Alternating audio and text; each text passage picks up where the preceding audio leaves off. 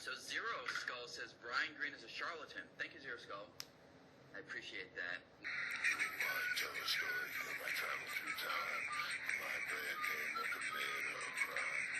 You never know on the ZERØ show, the ZERØ show, the ZERØ show.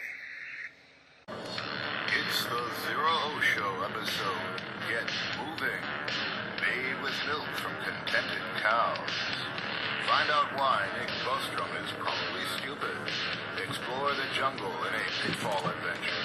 Discover the Christ analogy in the Terminator. It's not what you think unless it is what you think. Sing, raw, and more. I might always be wrong. Hi, hello, thank you. Hi everybody, welcome. Sorry it's been so long since the last episode, but things have been kind of hectic around here. Due to a lousy turn of events, my landlord sold the property, and the new property owner wants us out by the end of the month. Whole block gone. Luckily, I have a new place lined up, and I'm in the process of moving. So this will be the last episode from this old set, and the next episode will be from someplace new. We've had some good times over the last month and a half. I don't know if I'm going to put a flashback in there or if I'll have time to, whatever. But we've had some good times over the last month and a half. But now we have to move on.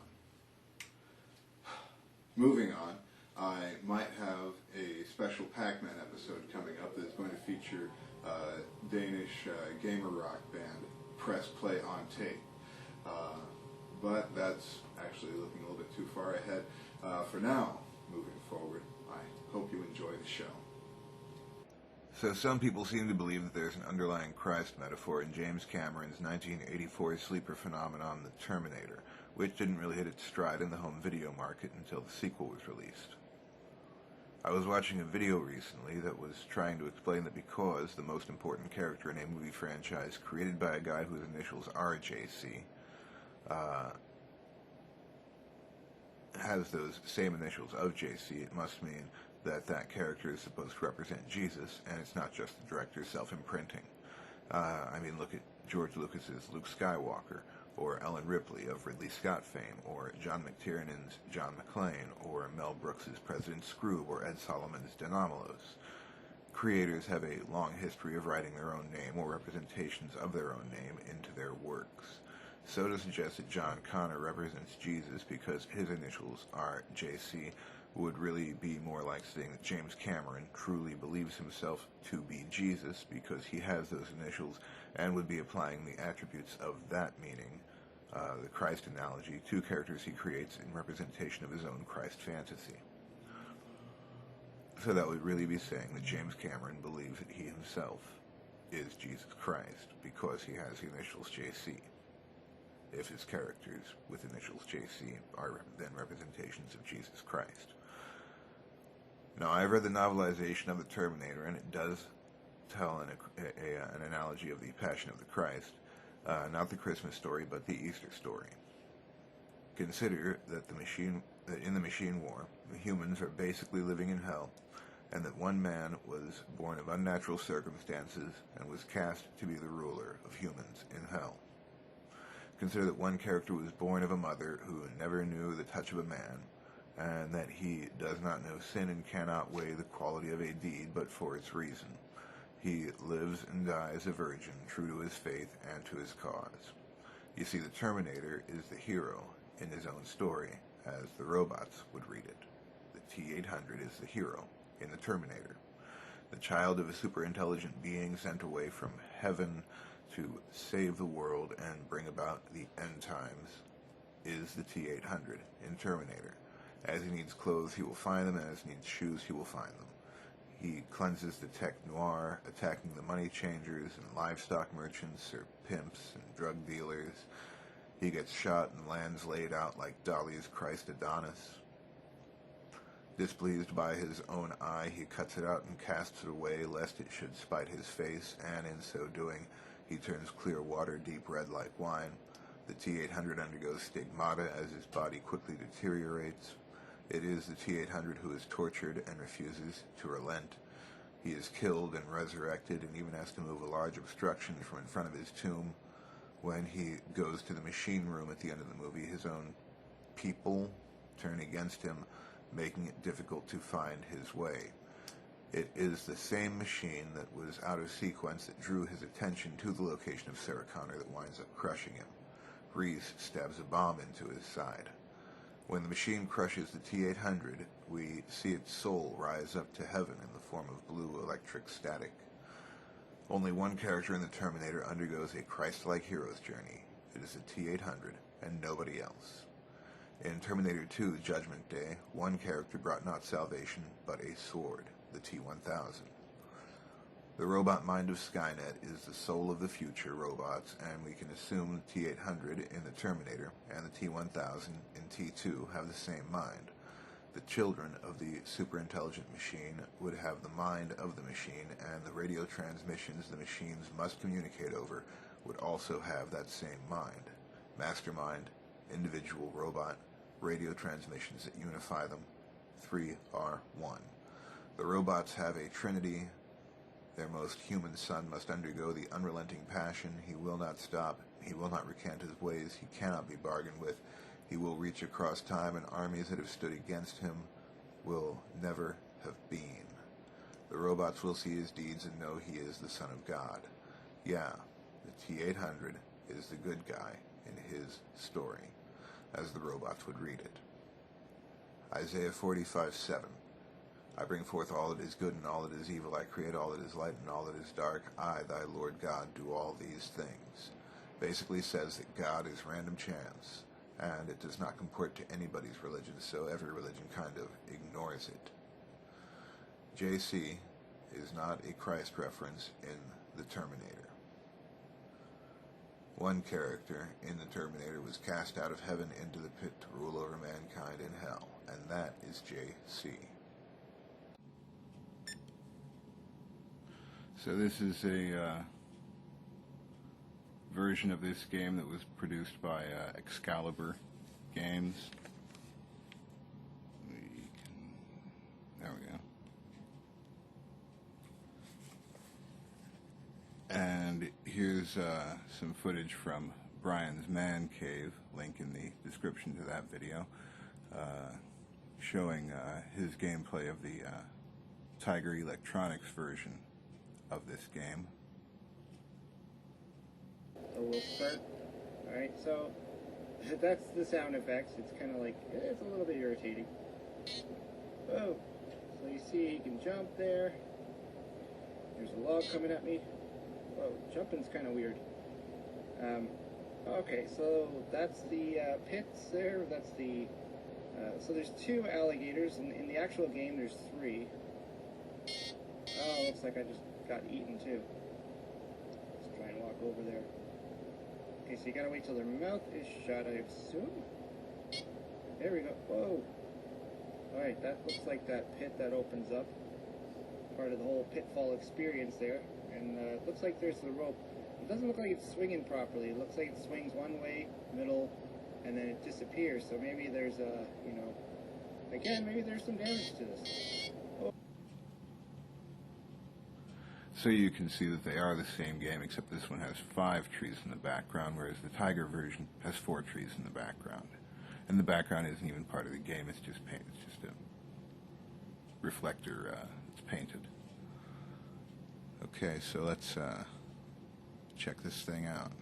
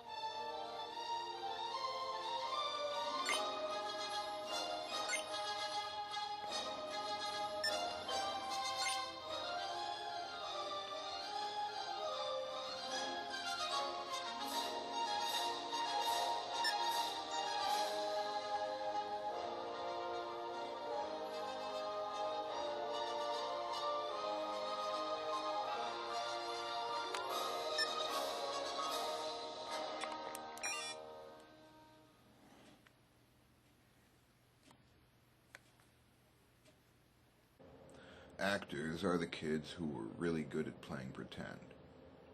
Directors are the kids who told other kids how to play pretend. Now say this, now do that. Writers are the kids who tried to tell everybody else that everybody is just taking their life lessons and moral ideals from grown-ups playing pretend.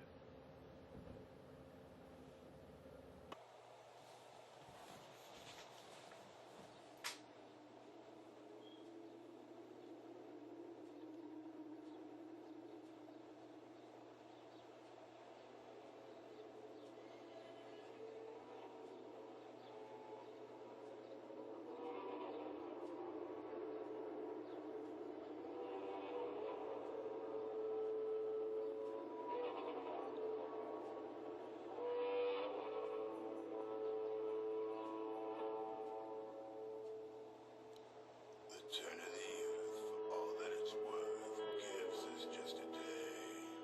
As once around the sun may be fun, but it takes a year away.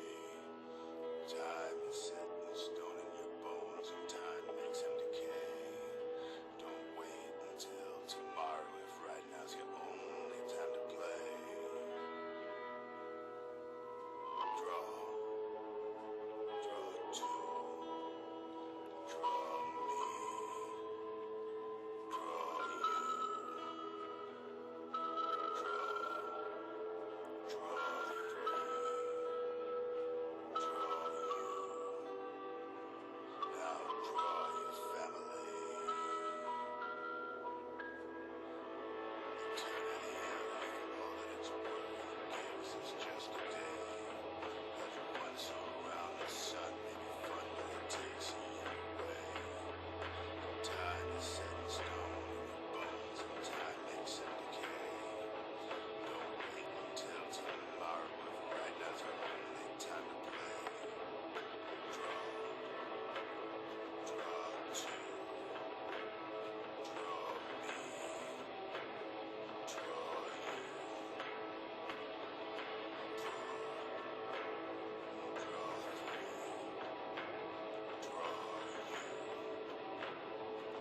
Now draw your family.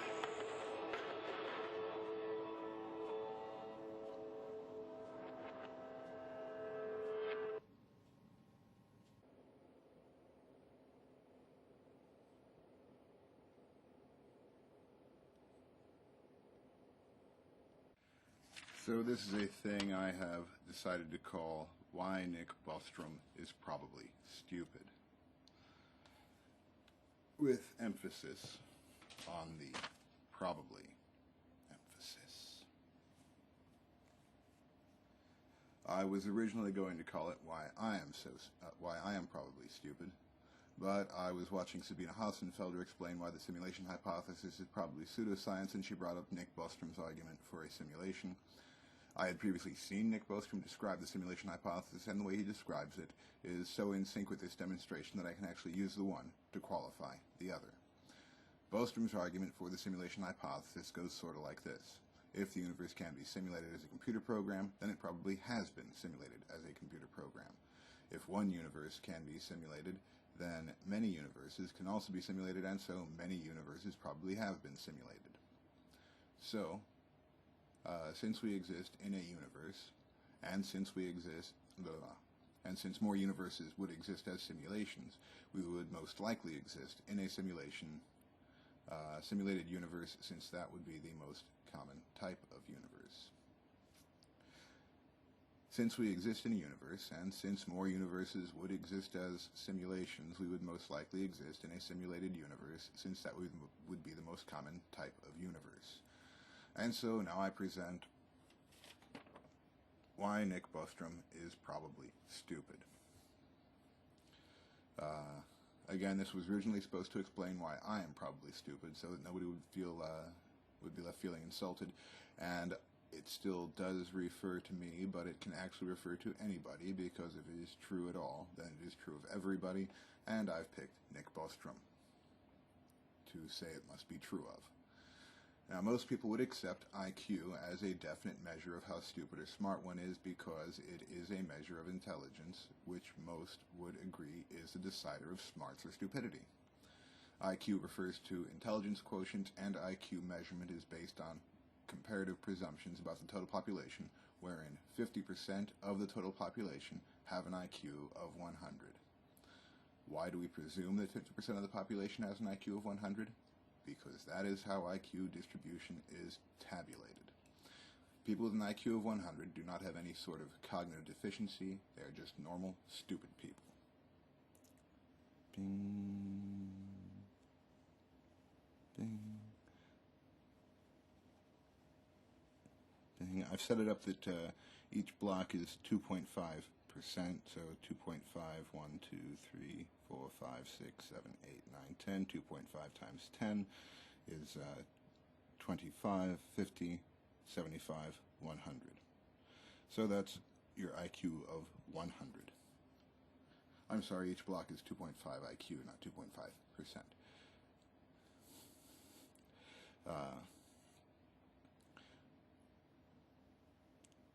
This block of 50% with an IQ of exactly 100 means that everybody within the total population has a 50-50 chance of having an IQ of 100, and people with an IQ of 100 have the largest peer group out of the total population. If you have an IQ of 100, you are like more people than any other IQ group, and you are a stupid person. I also most likely fall into this group because there are so many in this group. People with an IQ between 85 and 99, we go from here,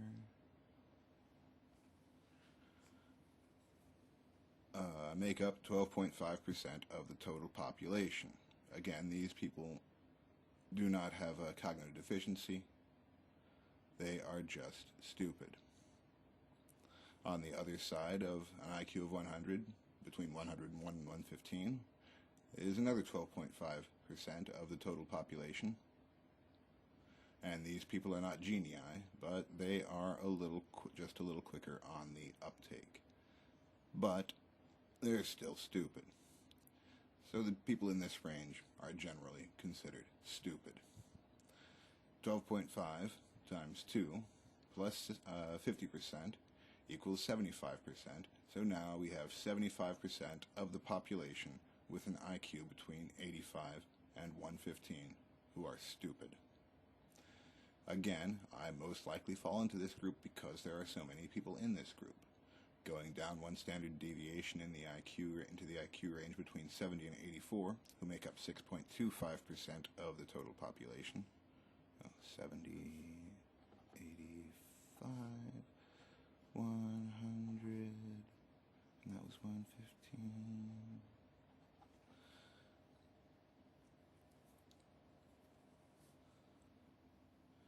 Going down one,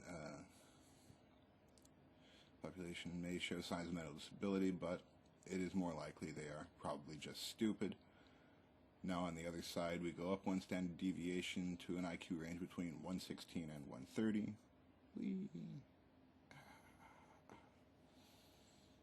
And we get to the area Mensa considers the threshold of genius, but which is still not high enough to join Mensa.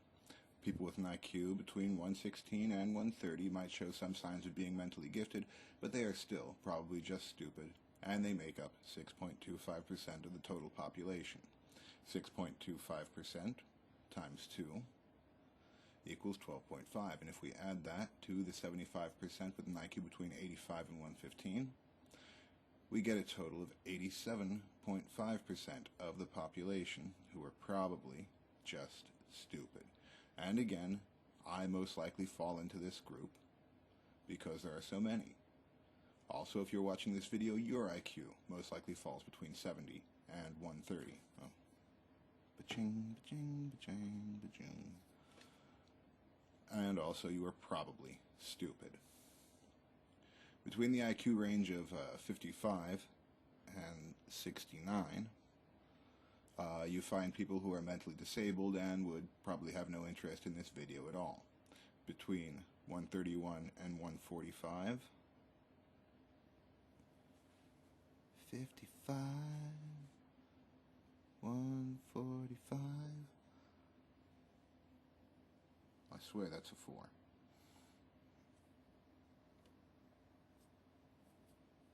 Okay then.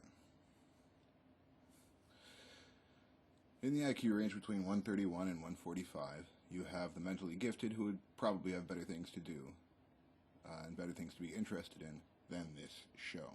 These people are probably not watching this show, and these people are probably not watching this show. I practically have no chance of communicating with people whose IQs are below 70 or above 130 through this show. These groups both make up 3.125% of the total population, and together make up 6.25% of the population. And taken together with the 87.5%, make up 93.75% of the total population.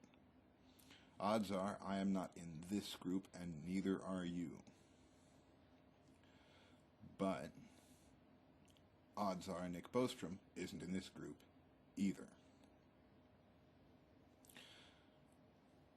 It's most likely that we don't fall down here. This is where you get actual mental disability, mental deficiencies.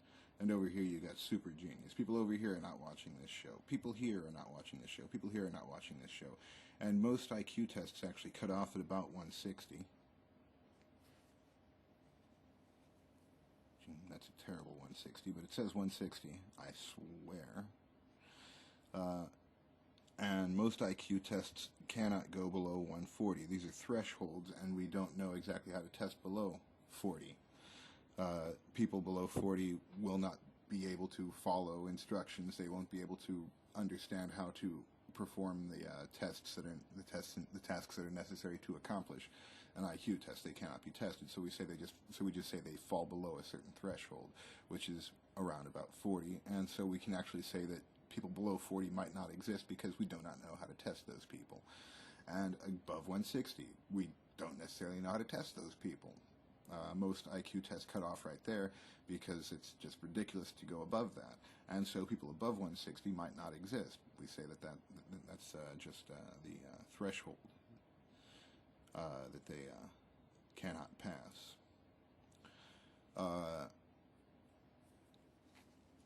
This chart goes down to a IQ of -5, and they make up 0.1953125% of the population. Same with an IQ of 205. And altogether, the chart makes up 99.8046875% of the total population, and I'm pretty sure I can do 2 more standard deviations to get to like 99.999, and at that state you're really talking about individuals. We can look at this and say that's probably in the billions. We can look at this and say that's probably in the hundreds of millions. We can look at this group and say there's probably in the tens of millions. We can look at this group and say they're probably in the millions. But then we get down here and we can say that there's probably hundreds of thousands of people with an IQ of 40, and then tens of thousands with an IQ of 25, thousands even with an IQ of 10, hundreds with an IQ of -5, and then after that you're really dealing with like tens of people or individual people. And same thing over here, we start in the billions, we get into the hundreds of millions, the tens of millions, the millions, the 100,000s, the 10,000s with an IQ of 175, the individual thousands with an IQ of 190, and then when we get to 205, we're talking about like 100 people on the planet, and then you go to the next standard deviation at 220, you're literally talking about 10 people who may not exist because we really don't have a way to measure people above or below that threshold. So essentially, if we live in a simulation, most people in that simulation fall between an IQ of 70 and 130 and are probably stupid. And if we are in a simulation, and Nick Boström is also in that simulation, then Nick Boström probably falls within this group. If it is the most common type of universe, with the most common type of people, Nick Boström is probably stupid. And that's why Nick Boström is probably stupid. Thank you. Thank you. I guess that's it for the show, and that would be it for this location. I hope you've enjoyed the show so far. There will be more to come, just not immediately. Alright, I gotta get packing. You can go. Bye. So Zero Skull says Brian Green is a charlatan. Thank you, Zero Skull. I appreciate that. Tell the story.